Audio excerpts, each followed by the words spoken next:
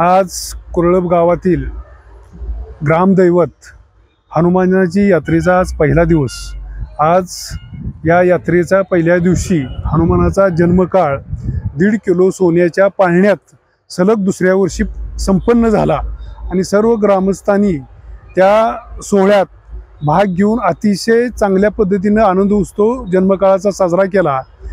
आज यात्रेचं स्वरूप आमच्या सांगायचं म्हटलं तर काल गावात आमच्या सुख शांती समृद्धी लाभावी या उद्देशाने आम्ही लघुरुद्र होमहवन करून घेतलं, कारण गावातील दृष्ट प्रवृत्ती किंवा आपल्या गावाला सुख शांती लाभावी या उद्देशाने आम्ही ते सर्व ग्रामस्थांच्या मदतीने आज ते होमहवन आमच्या गावात करून घेतलं। आता सलग तिसऱ्या वर्षी येणाऱ्या 13 तारखेला आंतरराष्ट्रीय कुस्त्याचे मैदान भरले आहे। पहिल्यांदाच महाराष्ट्रात ग्रामीण भागात एवढं मोठं मैदान भरवलं जात आहे। आज इथं फार मोठ्या रंगतदार कुस्त्या होणार आहेत। भारत आणि इराण या ऐतिहासिक कुस्तीचं नियोजन आज आमच्या ग्रामीण भागात कुरळपात पहिल्यांदाच महाराष्ट्रात घडतंय।